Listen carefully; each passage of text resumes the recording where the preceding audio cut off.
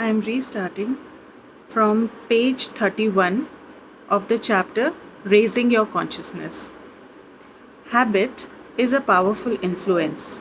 In addition, wherever energy is centered, there is a focus for a certain amount of pleasure. Because of the pain of a mosquito sting, energy is drawn to that spot. There is not only pain, but also a certain amount of pleasure in scratching it. Long association with matter has conditioned us to consider our bodies as true identity. The body, however, is merely a filter through which the higher self expresses itself on this material plane. All life is drawn into the upward spiral of evolution by the silent call of the self. Human beings, especially, are aware, though most of them only dimly so, of how persistent that call is to ascend to higher levels of consciousness. The call is usually drowned out by the seemingly more immediate and pressing demands of outer life. One recalls the prayer of Saint Augustine, Lord, make me good, but not yet. We live in a state of constant conflict between our higher and our lower natures. Somehow we carry deep within us the dim, ancient memory of our higher nature, but the lower represents for us the security of the familiar. It is this sense of ego familiarity rather than soul remembrance that draws us downward into diminished awareness. This fact, however, doesn't always represent to our minds the disaster it actually is, for we imagine it as a comfortable alternative to meeting life's challenges head on.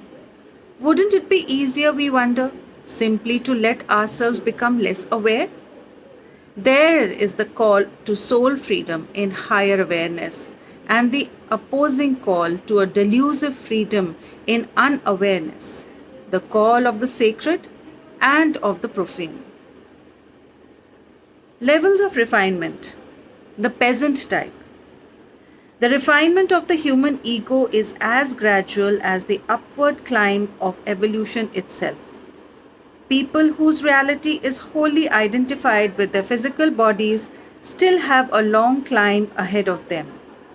Only dimly aware as yet of how priceless is the gift of human intelligence and of its potential for creative action, they live in mere reaction to sense stimuli, as the animals do. Such people are problem oriented, not solution oriented, by nature. In response to any challenge, if they can't combat it on a level of muscle or emotion, they are likely to develop victim consciousness.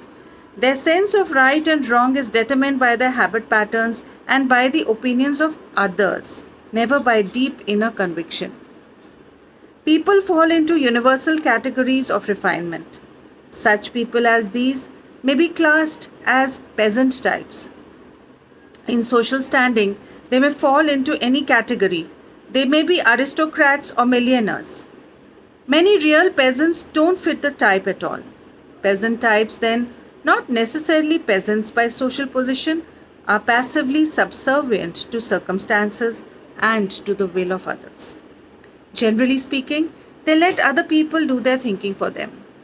Success and failure are comprehensible to them only in terms of pleasure and pain. The peasant type is not chiseled in stone but covers a gradation of development that might be compared to the first flight on a long upward staircase.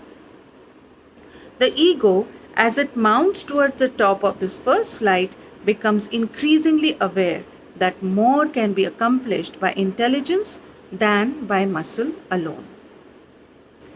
Coming to the merchant type. The climb up the second flight involves a steady increase in the use of intelligence. The level of refinement on the second flight is not yet as to bestow an expansion of intelligence awareness. Intelligence is used rather for selfish gain. The goal is personal advancement, and the brain is used schemingly towards that end. Right and wrong are determined by the question, what's in it for me? Success or failure are defined in terms of winning or not winning over the opposition. Such people have what may be described as merchant consciousness, for theirs is a ceaseless search for personal advantage. There are many merchants in real life, of course, who don't display these characteristics, as well as many in other walks who display them to a T. Merchant consciousness then simply epitomizes a stage in the process of human development where the ego uses its human intelligence not for the attainment of wisdom, but cunningly for self serving ends. Such people take for granted that everyone is so motivated. They laugh at the thought that anyone would do anything from altruistic motives. Everyone, they say mockingly, has his price.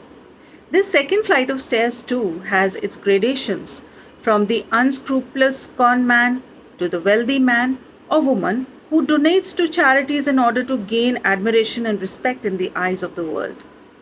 The person who helps others, even from selfish motives, discovers in the act of giving more satisfaction than he ever felt in being merely important. In the first state, he was envied. In the second, he is loved. Thus, gradually, his sympathies expand to include his self interest, to include in his self interest the interests of others. Then we come to the self offering warrior type. The ego arrives at the third flight of stairs where it begins to find its limited identification with the ego no longer natural. To no longer natural but stifling. Now it dreams of expanding its identity to include in its own happiness the happiness of an increasing number of others, to embrace ever broader horizons in its sphere of awareness.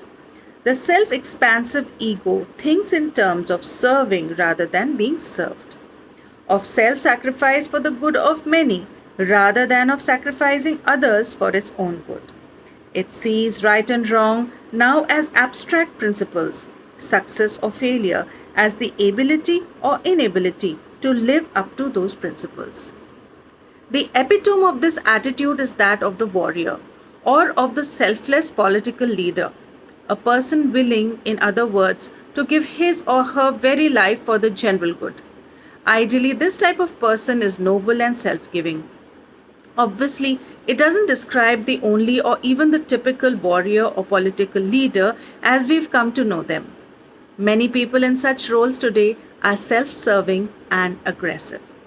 There are also countless people in other walks of life whose greatest joy lies in helping others. This third flight of stairs, then, may be named the warrior category for the sake of simplicity. It describes a type of human being, not a social function.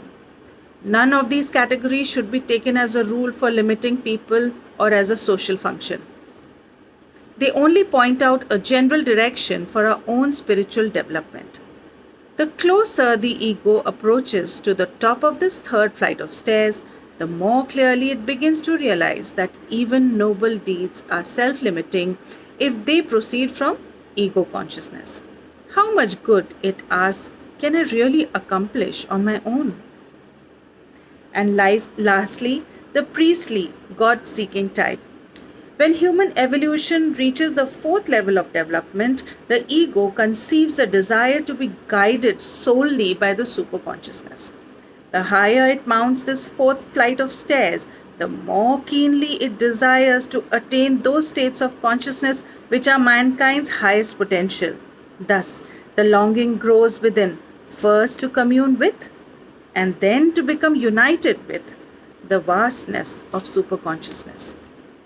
Eventually, there blossoms in the mind a perception of life's oneness and a desire to awaken all humanity to the understanding that there is only one goal in life, oneness with God. Ideally, the epitome of this fourth stage is the priest or spiritual teacher. It includes all, however, who deeply aspire to unite their souls with God. And with that, we will end and revisit the four types of the four levels of consciousness: the first level, the second level, the third, and the fourth. And we can repeat this chapter to re understand it better. Thank you.